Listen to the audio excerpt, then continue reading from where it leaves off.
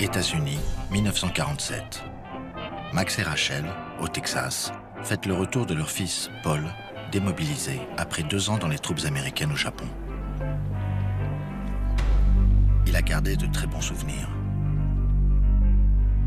30 000 enfants ont été conçus pendant cette courte période où l'armée américaine a aidé le pays à se reconstruire, après l'avoir atomisé.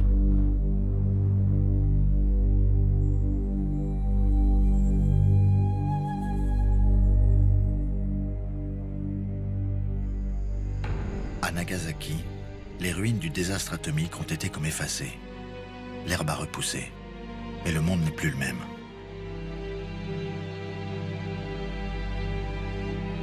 Depuis, les savants ont inventé une horloge imaginaire, l'horloge de l'apocalypse, qui indique le degré de danger de guerre nucléaire.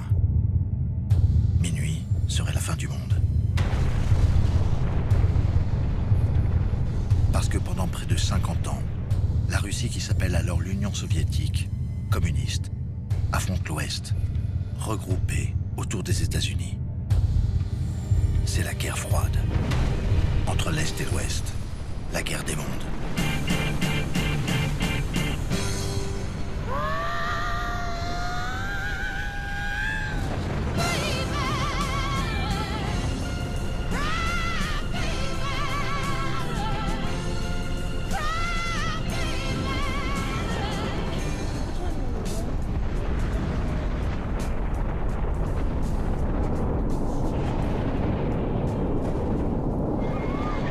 Comme de nombreux Américains, Max et Rachel participent à un programme d'aide à l'Europe affamée.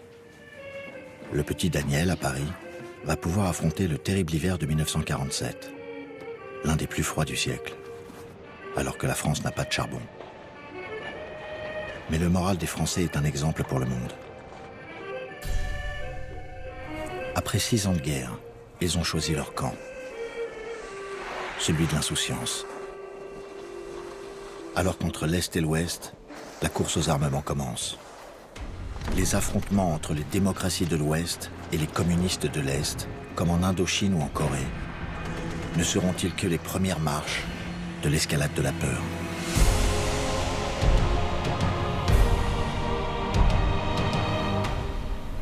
Texas, printemps 47. Max et Rachel s'installent à Fort Bliss, une petite ville près d'une base militaire secrète. Max, ingénieur, est embauché pour participer au développement de fusées allemandes saisies à la fin de la guerre. Elle pourrait un jour lancer d'autres bombes atomiques.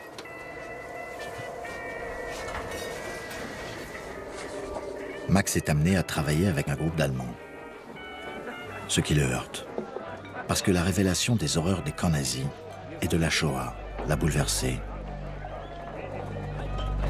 Un grand nombre de savants et de techniciens allemands ont été ainsi raflés par les soviétiques, les Français et les Américains. 1500 sont aux États-Unis.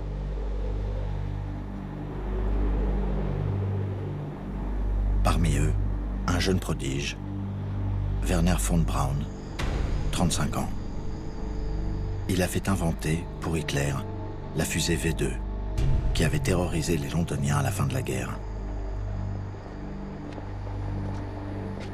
Ces exemplaires de V2 allemands récupérés par les Américains sont perfectionnés par von Braun pour en faire, en 3 décennies, les outils de la conquête spatiale. En 1946, ce sont les premières armes de la dissuasion, tirées dans le désert du Nouveau-Mexique. Le bruit de la guerre se rapproche.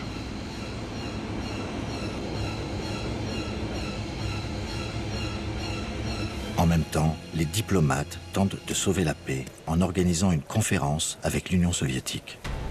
Le 9 mars 1947, le ministre français des Affaires étrangères, Georges Bidault, démocrate chrétien, embarque pour Moscou avec son épouse. Leur train traverse l'Europe dévastée. Ces élites françaises de 1947, quelle idée de l'Union soviétique de Staline diffusent-elles dans leurs actualités pour le cinéma? Les bulbes enneigés du Kremlin, c'est l'Asie. Les belles voitures, les gratte-ciel, c'est l'Amérique. Les trolleybus, c'est l'Europe. Ville de mystère et de contraste, mêlant les siècles et les latitudes, pour le promeneur étranger en rupture de conférence, Moscou relie l'Orient à l'Occident. Un visage séculaire aux façons de vivre les plus modernes. Mais quand Georges Bidault veut se rendre à la messe dans l'église de Saint-Louis des Français, ce qu'il voit est différent.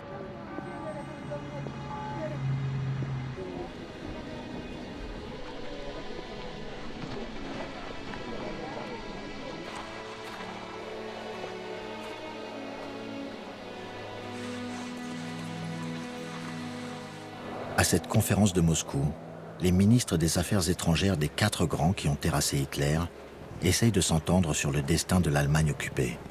Mais le climat n'est plus le même.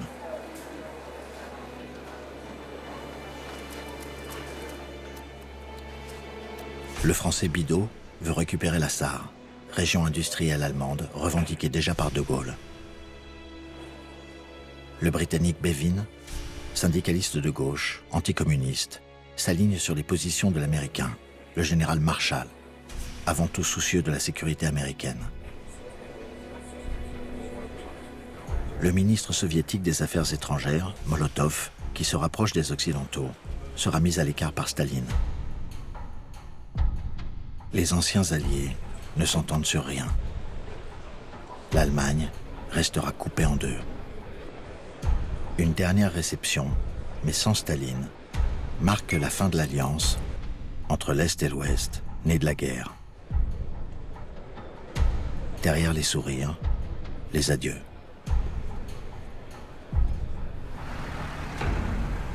Le président des États-Unis, le démocrate Harry Truman, expose au Congrès sa doctrine, le containment, l'endiguement. Ne jamais accepter une agression de Staline sans réagir. Et surtout, sortir l'Europe de sa misère, terreau du communisme. Le ministre des Affaires étrangères américain, George Marshall, propose à Truman un plan d'aide à la reconstruction de l'Europe, le plan Marshall. Et il dit: il faut que tous ces peuples mangent et n'aient pas froid l'hiver.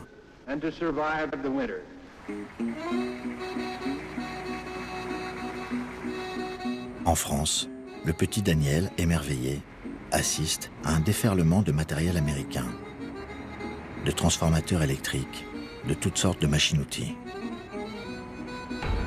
C'est une offre généreuse aux pays européens. 12 milliards de dollars de l'époque. Une fortune. Mais ce prêt doit être en partie remboursé et servir autant que possible à acheter des produits américains.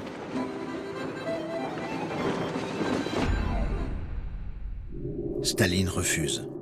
Il fait renoncer au plan Marshall les pays de l'Est qu'il occupe. Et dans les autres, en Italie, en Belgique, en Angleterre et surtout en France, il fait se déchaîner les partis communistes et leur soutien dans des manifestations violentes et des grèves pour dénoncer ce qui est appelé l'impérialisme américain.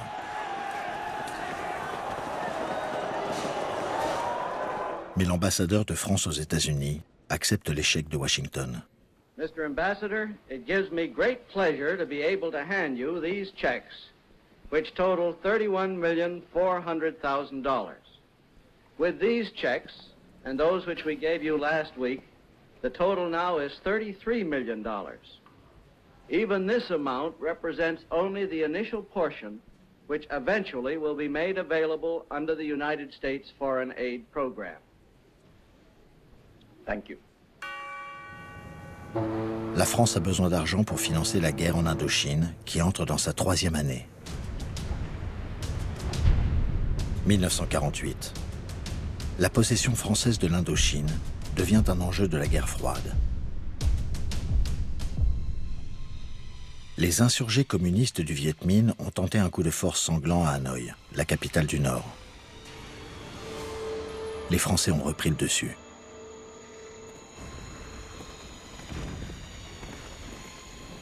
C'est une guerre qui coûte cher. 500 millions de francs par jour. C'est surtout déjà près de 100 000 morts pour les deux camps. Personne en France ne s'intéresse à ces soldats du bout du monde, qui traquent un ennemi insaisissable aussi implacable que le soleil ou la mousson. Un journaliste de l'époque, Lucien Bodard, qui sera surnommé par des généraux Lucien Bobard, s'en prend aux militaires. Il écrit « L'Indochine est désormais la propriété d'une armée professionnelle. Le corps expéditionnaire s'est pesamment installé. Les beaux quartiers ont été réquisitionnés par les états-majors. Les militaires se congratulent, se décorent. Chaque poitrine est un affichage. Les soldes en France sont misérables, pas en Indochine. Le tirailleur nord-africain épargne jalousement pour acheter une terre et une femme. Ceux de l'intendance se font des trésors et les officiers constituent des dots pour leurs filles. Ce que ne dit pas ici Bodard, c'est que ces hommes peuvent mourir. Comme les jeunes lieutenants, juste sortis de l'école des officiers de Saint-Cyr.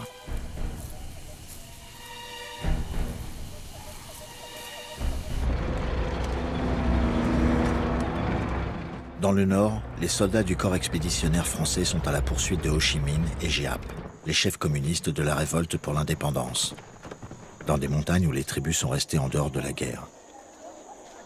Mais pour combien de temps ?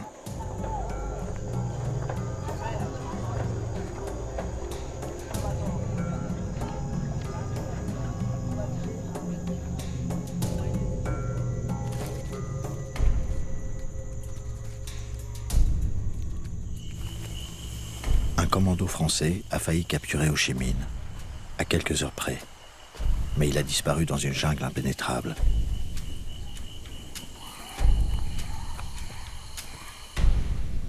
Ho Chi Minh a retrouvé son refuge dans cette zone à la frontière de la Chine nationaliste, qui lutte encore contre les communistes de Mao. Vue d'avion, la zone semble déserte.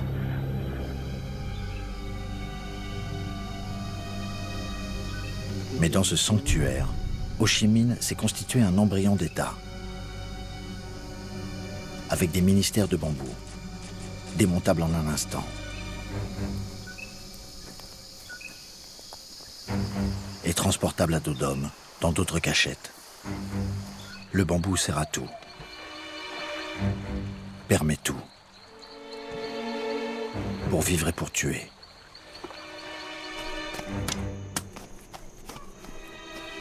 Ces pointes, rendues acérées, parsèment les clairières pour éventrer les parachutistes. De l'autre côté, les positions françaises sont entourées de bambous, aussi dangereux que les barbelés de la guerre de 14.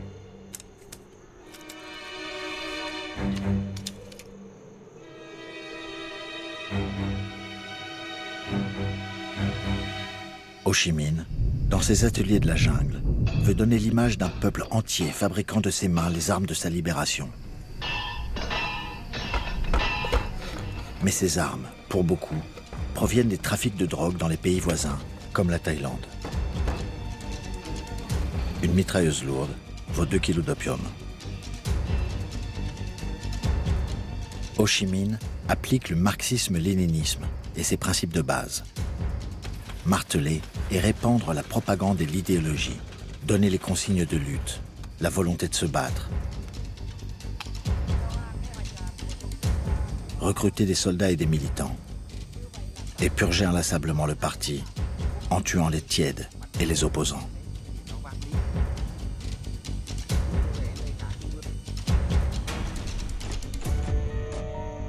Ho Chi Minh montre son vrai visage, après des années en URSS. Il ne s'agit plus de négocier, il se prépare à une longue guerre. Il dit « Ce sera un combat entre un tigre et un éléphant. Le tigre se tapit dans la jungle, pendant le jour, pour ne sortir que la nuit. Il s'élance sur l'éléphant et lui arrache le dos par grands lambeaux. Puis il disparaît de nouveau dans la jungle obscure. Et lentement, l'éléphant meurt d'épuisement et d'hémorragie. Voilà ce que sera la guerre en Indochine. »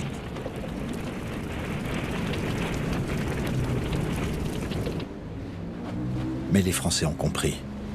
Le jeune lieutenant Bernard Moinet, 21 ans, écrit « Il faut à tout prix s'adapter à cette forme de combat. et passer de l'état de gibier à celui de chasseur.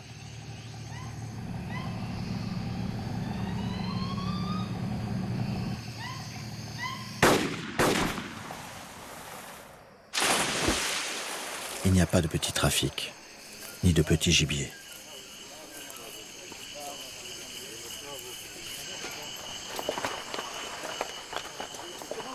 Le lieutenant Moinet reçoit un message de détresse porté par un villageois. Sa famille a aidé les Français. Maintenant, il a peur.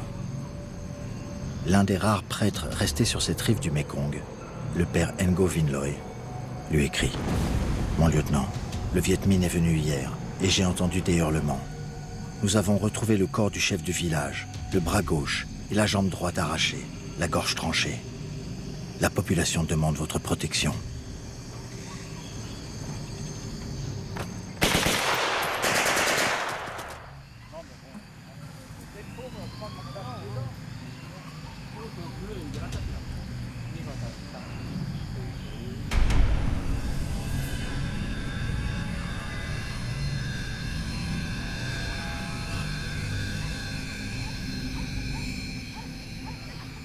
Pour rassurer et contrôler les paysans, les Français construisent des fortins, les postes tenus par des petites unités sacrifiées qui boivent de la bière chaude en soignant la bouffe, avant de partir en embuscade.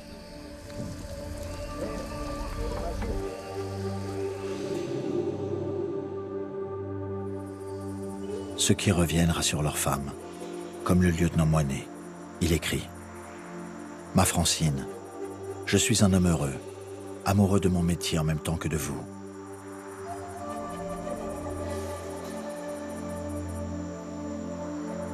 Ils attendront l'assaut du Viet Minh et les massacres des postes, qui seront pris et repris, et cela pendant toute cette guerre, qui ne fait que commencer. »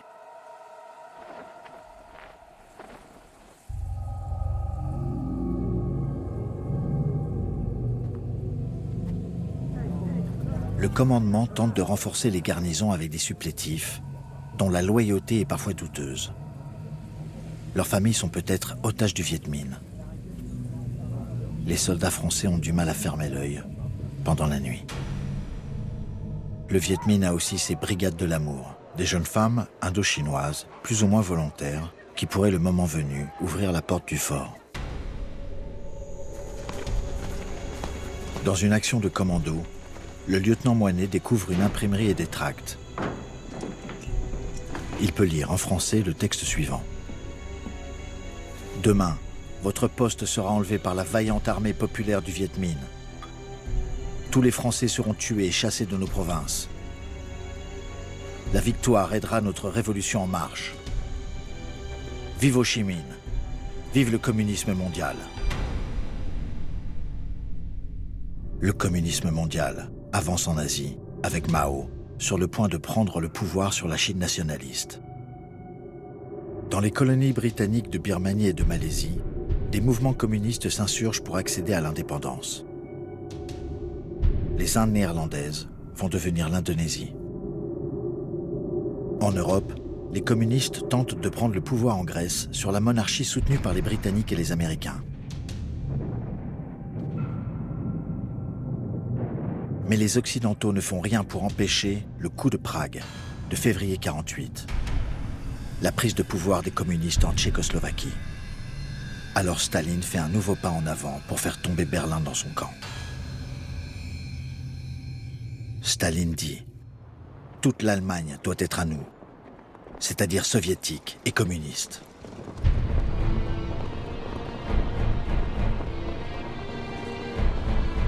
En 1945, les Alliés d'alors avaient découpé l'Allemagne en 4 zones d'occupation.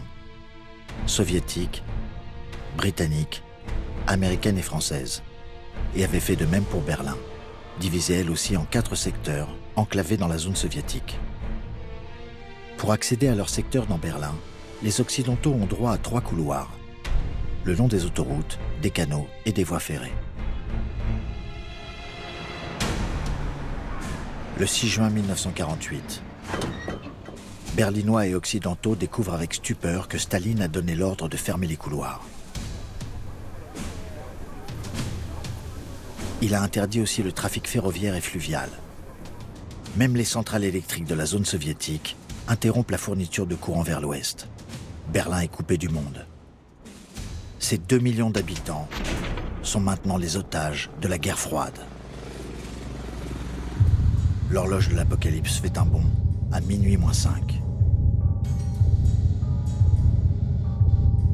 Le danger de guerre atomique se rapproche parce que Staline vient de faire un pari risqué. Que vont faire les Alliés? Que va faire Truman? L'état-major américain dispose de 133 bombes atomiques et pour les transporter, le super bombardier B-36, l'un des plus grands avions jamais construits. 150 tonnes, 6 moteurs de 3000 chevaux, 6000 km de rayon d'action, largement de quoi aller à Moscou. C'est l'arme absolue, mais Truman reste prudent. Il écrit dans ses mémoires. Il fallait leur montrer notre force, mais éviter de déclencher une véritable guerre. Il fallait que nous restions à Berlin. J'ai ordonné qu'un pont aérien soit organisé avec tous les avions alliés disponibles en Europe. Truman va forcer le blocus avec 1000 avions de transport alliés, surtout américains, qui vont survoler la zone russe pour ravitailler Berlin.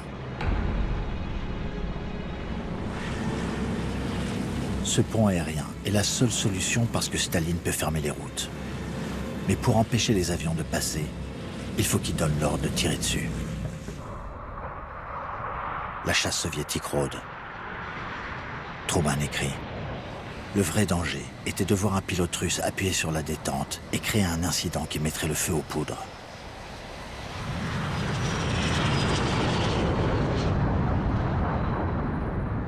Le pont aérien de Berlin va-t-il s'arrêter?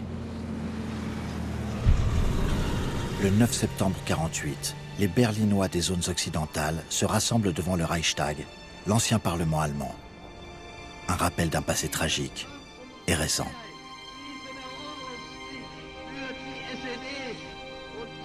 300 000 Berlinois viennent soutenir leur maire, Ernest Reuter, grande figure de la lutte contre le nazisme. Il appelle à l'aide.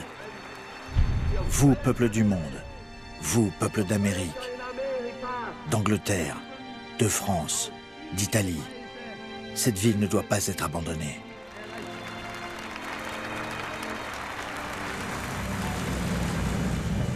Le vacarme des quadrimoteurs qui se succèdent de minute en minute est insupportable. Et pourtant, les Berlinois l'appellent la symphonie de la liberté.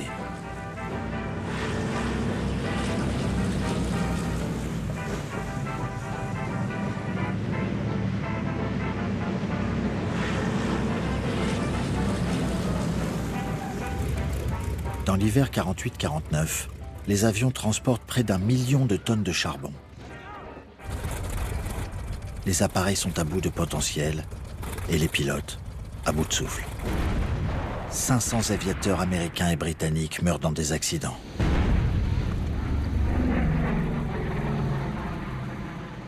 Les Russes concentrent leurs divisions blindées autour de Berlin.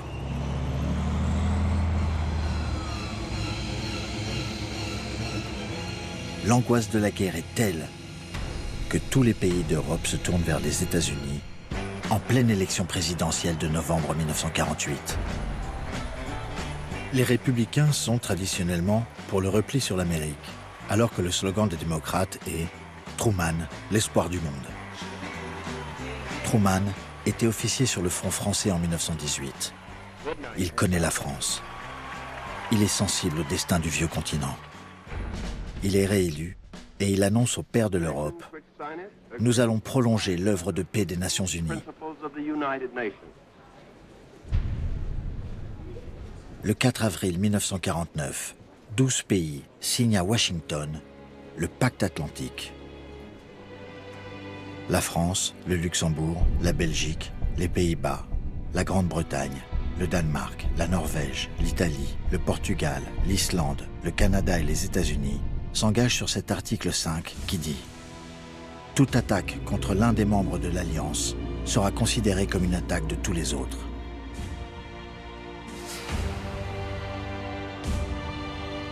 Le philosophe Raymond Aron écrit « Les Européens de l'Ouest ont choisi sans hésiter le protecteur américain contre l'Empire soviétique. » Ce qui provoque immédiatement d'immenses manifestations communistes dans toute l'Europe, mais surtout en France, où s'installe l'état-major de l'OTAN, l'organisation du traité de l'Atlantique Nord, avec des commandants en chef prestigieux comme Eisenhower, libérateur de la France. C'est le grand retour des soldats américains. Parmi eux, Paul, l'enfant du Texas. Il écrit à Max et Rachel. « Mes chers parents, notre régiment tout entier a visité Paris. Comme je vais être papa, je n'ai pas comme les autres couru après les auxiliaires féminines. Je suis sagement allé à un spectacle culturel.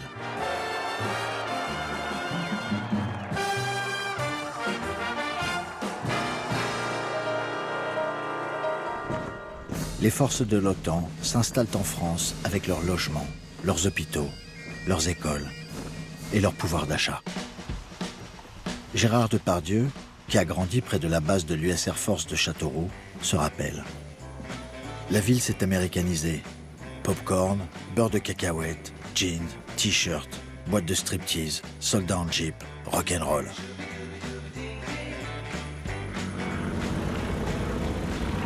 La puissante 6e flotte américaine règne sur la Méditerranée et ses marins prennent d'assaut Saint-Tropez. L'OTAN a aussi des bases en Italie, en Turquie, en Grande-Bretagne, mais surtout en Allemagne, face aux soldats de l'Est.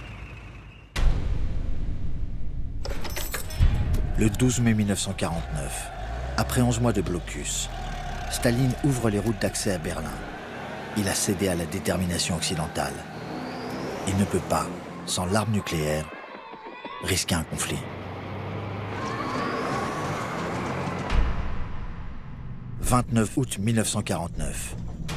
Une date dans la guerre froide. Dans le désert du Kazakhstan, la première bombe atomique soviétique est prête. C'est une copie de la bombe américaine, issue d'un intense travail d'espionnage. C'est la fin du monopole nucléaire des États-Unis. Le lendemain, les journaux américains révèlent les premiers la détection de cet essai. Ils titrent « Les Rouges ont fait exploser une bombe atomique ». Staline voulait garder le secret pour l'opinion publique parce qu'il s'efforce de paraître toujours comme le chef du camp de la paix et il a besoin de temps pour que sa bombe soit vraiment opérationnelle.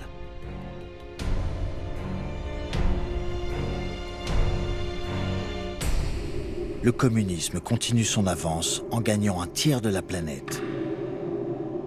La Chine bascule.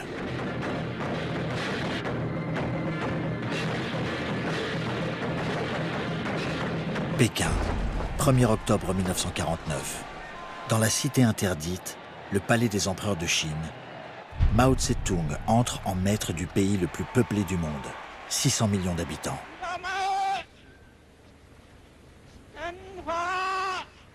Mao proclame la République populaire de Chine, un régime totalitaire qui va faire en 30 ans plus de 50 millions de morts, en appliquant les codes staliniens.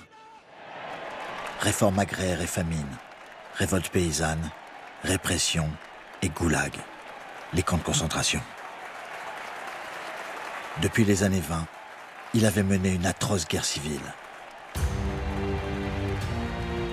Dès le début, alors qu'il n'était qu'un marxiste pourchassé, il s'est rêvé en nouveau Lénine. Il surpasse Staline en cruauté. C'est la clé de son pouvoir, la violence. Il impose à ses hommes ce qui est appelé le pacte de sang. Tous doivent être impliqués dans la destruction physique des ennemis de classe. Que chacun ait du sang sur les mains. Mao dit, les morts ont leur utilité. Ils permettent de fertiliser les terres.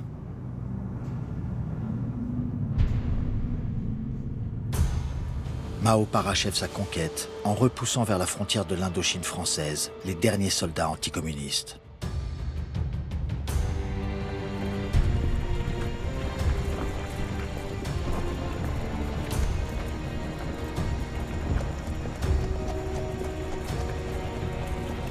Les Français les désarment. Ils craignent l'infiltration de soldats de Mao.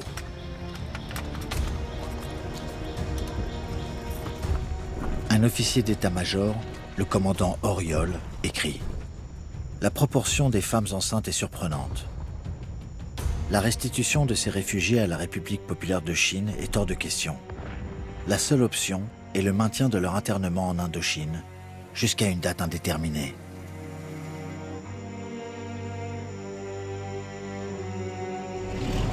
Les Français sont inquiets.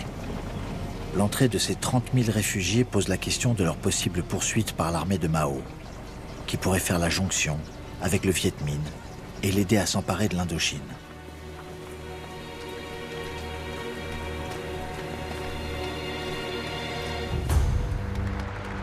Le 21 décembre 1949, Mao est à Moscou, à la droite de Staline, qui fête son 70e anniversaire.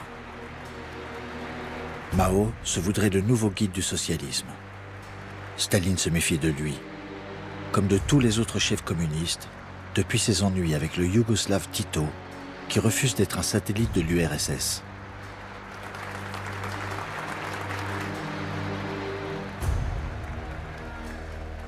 Mais Mao a besoin de l'aide soviétique pour son industrie et son armée.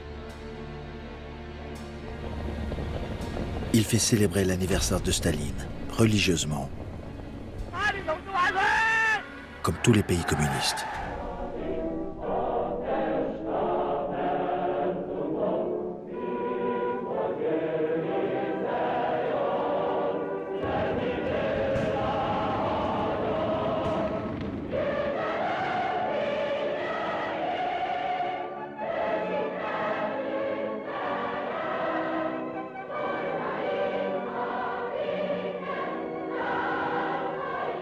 Le culte de la personnalité traverse les frontières de l'URSS.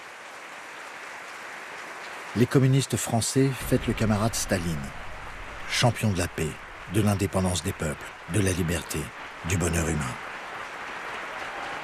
Le secrétaire général du premier parti de France, Maurice Thorez, est le chantre infatigable de Staline.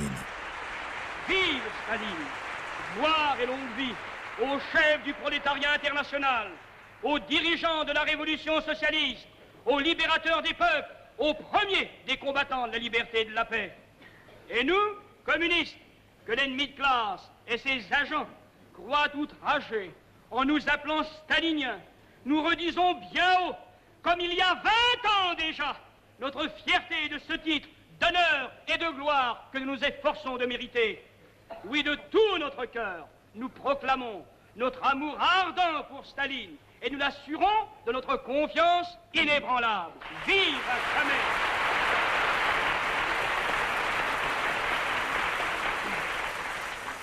Vive à jamais notre cher et grand Staline! Vive le communisme! Pourtant, Thorez avait déserté en 1939 et passé 5 ans de guerre en Union soviétique. Et il sait tout de Staline et du goulag.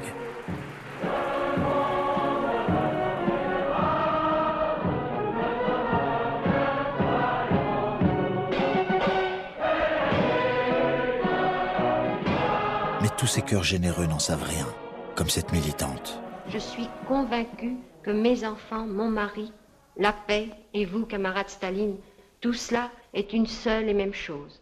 Non, jamais, jamais, les femmes de France ne donneront leurs maris et leurs enfants pour faire une guerre contre le pays de Staline. Ne pas faire la guerre à Staline.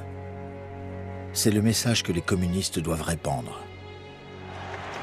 Il s'accompagne de la création d'un mouvement mondial des partisans de la paix, dont l'emblème est une colombe, imaginée par Picasso. Ce mouvement de la paix lance, le 19 mars 1950, une pétition internationale pour l'interdiction des armes nucléaires, l'appel de Stockholm. 250 millions de signatures sont réunies en quelques semaines, surtout dans les pays communistes. Mais comment ne pas signer? Et qui pourra vérifier que Staline se conforme à cet engagement, alors qu'il a déjà la bombe atomique et qu'il multiplie les essais? Mais pour les communistes, les sympathisants, les compagnons de route, l'armée rouge a sauvé le monde, et Staline incarnent le camp de la paix.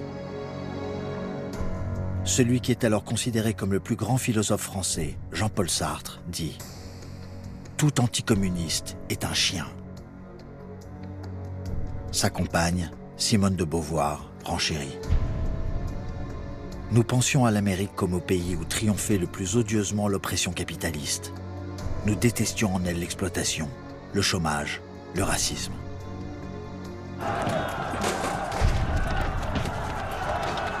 Aux États-Unis, la chasse aux sympathisants communistes dans l'administration et le cinéma est lancée par un sénateur républicain, Joseph McCarthy.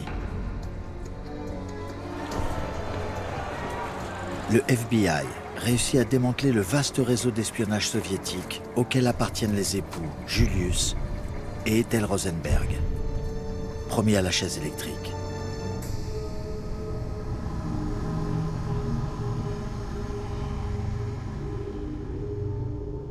Au Texas, Paul est rentré d'Europe en permission pour la circoncision de son fils. Ses parents, Max et Rachel, s'inquiètent de cette traque des communistes, parfois juifs, et de ce que cette chasse aux sorcières peut avoir d'antisémite.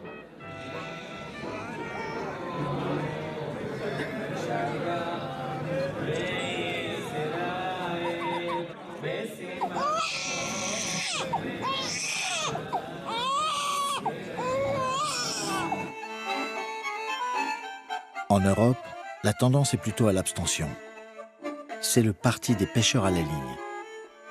Les gens veulent vivre.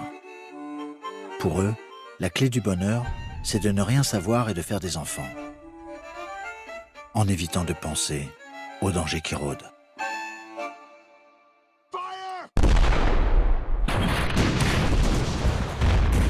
« 25 juin 1950, la guerre de Corée éclate. Pour la première fois, l'Est et l'Ouest vont s'affronter directement. La guerre de Corée va faire 2 millions de morts civiles et militaires.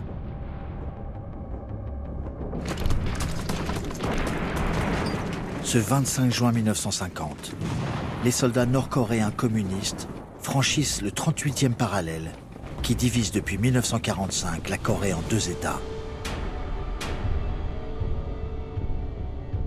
Au nord, la conquête soviétique avait entraîné la création d'une République populaire de Corée, gouvernée de fait par le général Chtikov, le même qui avait occupé le pays en 1945. Chtikov a installé au pouvoir un communiste coréen formé en URSS, le docile Kim Il-sung, 38 ans, et militarisé le pays avec un service obligatoire de 6 ans. Tout est prêt pour la guerre. 6 mois avant, en février 1950, Mao Tse-tung, le nouveau maître de la Chine, était revenu à Moscou pour conclure un traité d'alliance avec l'URSS. Un des volets de ce pacte sino-soviétique spécifie qu'il est destiné à résister à l'Amérique et assister la Corée. Staline garantit aussi à Mao un soutien aérien.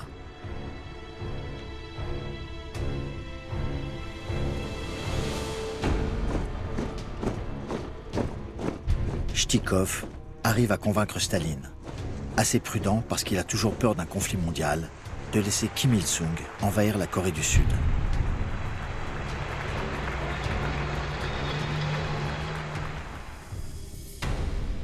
La Corée du Sud est gouvernée d'une manière autoritaire par Syngman Rhee, l'ancien chef de l'opposition aux Japonais, qui ont longtemps fait de la Corée une colonie. Les Américains le soutiennent, sans lui donner les moyens de se défendre. Le même jour, le 25 juin 1950, à Séoul, Corée du Sud, un communiqué officiel annonce que la guerre est déclarée. Un habitant de Séoul, Lee Young-ho, raconte « Tout le monde autour de nous est dans un tel état de choc et de peur. La plupart commencent à emballer leurs affaires, mais peu savent où aller. Certains partent immédiatement à cause de la rumeur que les Rouges allaient tuer tout le monde. » L'armée sud-coréenne mobilise en urgence ses soldats pour défendre Séoul. Ils sont 2 fois moins nombreux que ceux du Nord, moins bien armés et n'ont aucun blindé. Le commandant Paik Sun-yup et son unité défendent Séoul. Il écrit « Nos soldats n'ont jamais vu de tank. Dès que les hommes entendent le mot tank, ils tombent en état de choc. »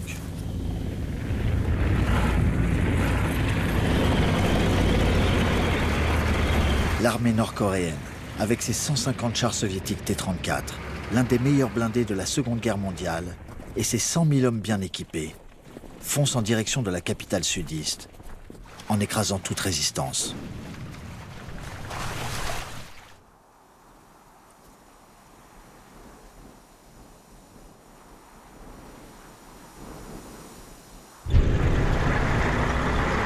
Le 28 juin 1950, au matin du 3e jour de l'attaque, les Nord-Coréens entrent dans Séoul.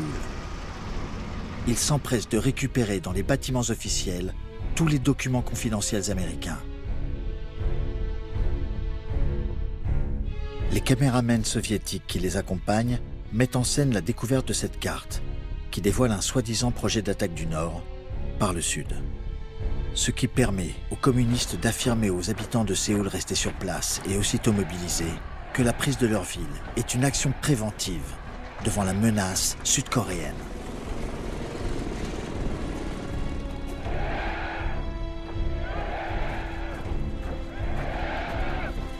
Le même jour, le 28 juin 1950, à l'ONU, à New York, le Conseil de sécurité se réunit en urgence.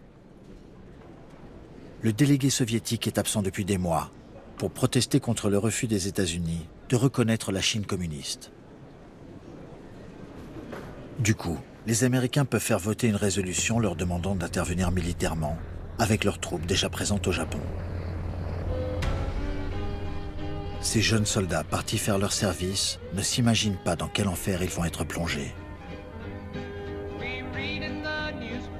Leur chef est un personnage historique, le flamboyant général Douglas MacArthur, l'homme à la pipe de maïs, l'un des grands vainqueurs de la guerre du Pacifique et toujours commandant en chef au Japon. Il part pour la Corée. Il embarque avec lui Marguerite Higgins, 30 ans, plus sexy que les autres reporters de guerre. Il la connaît bien puisqu'elle est correspondante du New York Herald à Tokyo. Elle le trouve bien préoccupé. Il écrit dans ses mémoires « Les États-Unis partent en guerre contre le communisme en Asie sans m'avoir demandé mon avis. On me met dans une situation désespérée. J'éprouve un sentiment de découragement. Mais en sortant ma vieille pipe de maïs, je redeviens aussitôt moi-même. »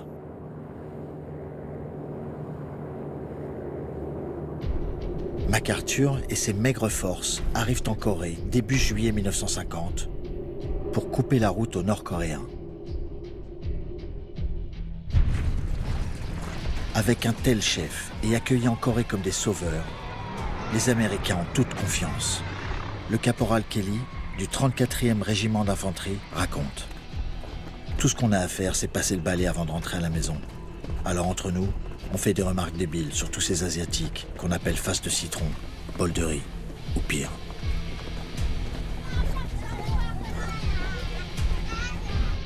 Ces jeunes Américains n'ont pourtant aucun moyen de se battre. Leurs rares blindés sont en mauvais état et leurs canons sans beaucoup de munitions.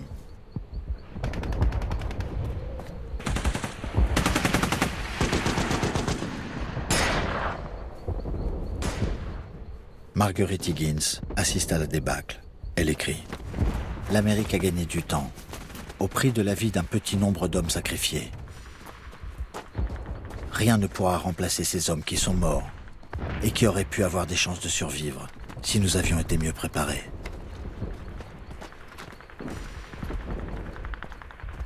Les forces américaines et sud-coréennes reculent vers le sud, vers Pusan, le dernier port disponible. Toute l'armée nord-coréenne se concentre pour foncer vers Pusan. L'enjeu est décisif. Ils auront gagné la guerre s'ils parviennent à repousser les Américains à la mer.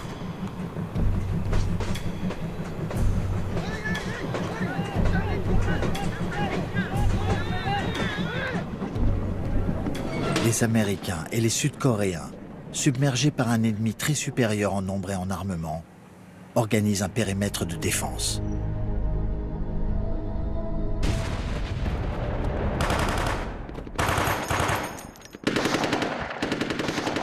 Tout le mois de juillet 1950, les hommes qui se battent dans ce réduit de Pusan réussissent à tenir grâce à l'appui ininterrompu de leur aviation.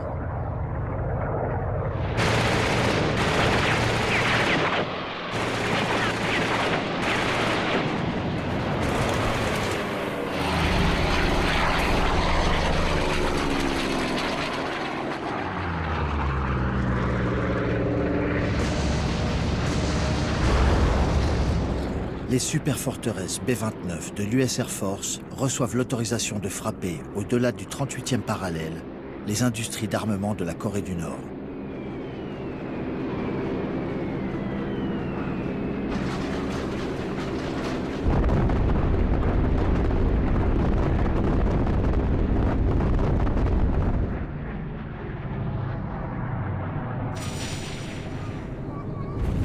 Les civils, victimes collatérales des bombardements et de la guerre voulus par leur régime, sont filmés par les soviétiques pour leur propagande anti-américaine.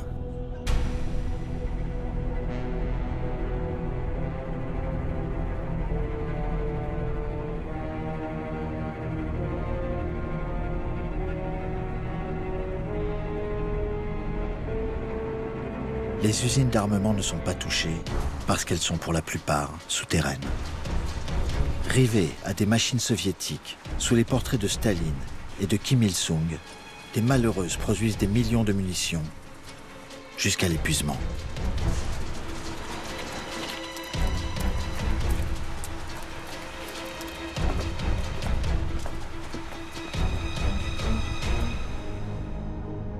Août 1950. Dans le périmètre du réduit de Pusan, les Américains sont en difficulté. Leurs pertes sont lourdes. Près de 4000 morts et 2000 prisonniers, filmés ici par les Soviétiques. Le 14 août, sur la colline 303, 45 soldats américains du 5e régiment de chars, faits prisonniers, sont conduits dans un ravin et abattus à bout portant. L'un d'entre eux, le caporal D, a survécu par miracle, retrouvé sous les morts.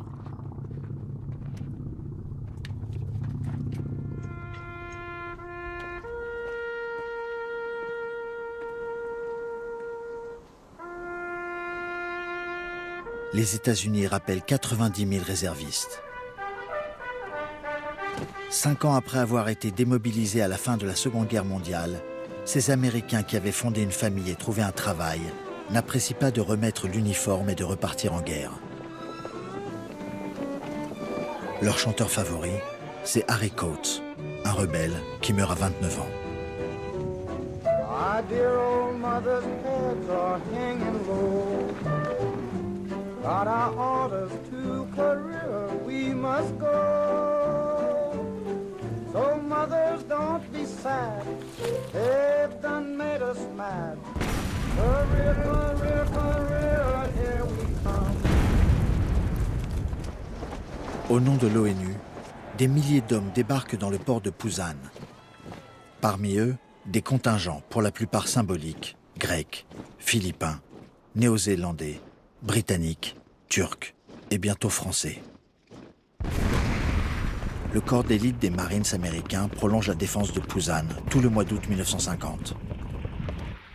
Les avions des Marines, les fameuses têtes brûlées du Pacifique, ont repris du service.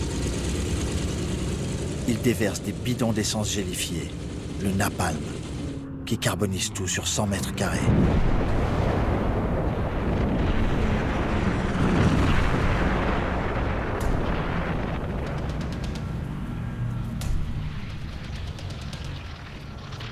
Les Nord-Coréens survivants de ces attaques, choqués, sont faits prisonniers et humiliés.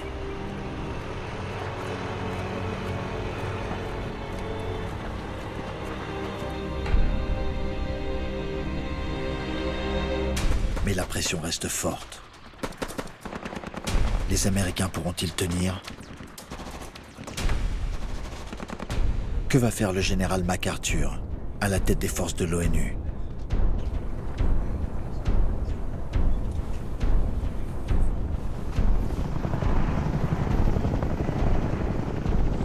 Le président de la Corée du Sud, Syngman Rhee, vient exhorter les défenseurs de Pusan. Il dit: « Nous allons creuser de grandes tranchées. Nous les remplirons de communistes avant de les recouvrir. » C'est ce qu'il fait, en exécutant des milliers de suspects.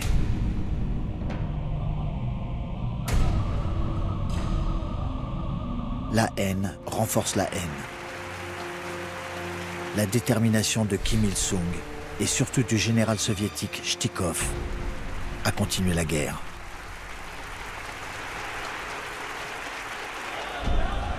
Rien n'arrête les vagues de manifestations dans le monde, orchestrées par Staline, dénonçant l'agression américaine en Corée. L'escalade de la peur va-t-elle s'aggraver? La Chine va-t-elle entrer dans les guerres de Corée ou d'Indochine? Napoléon avait dit: quand la Chine s'éveillera, le monde tremblera.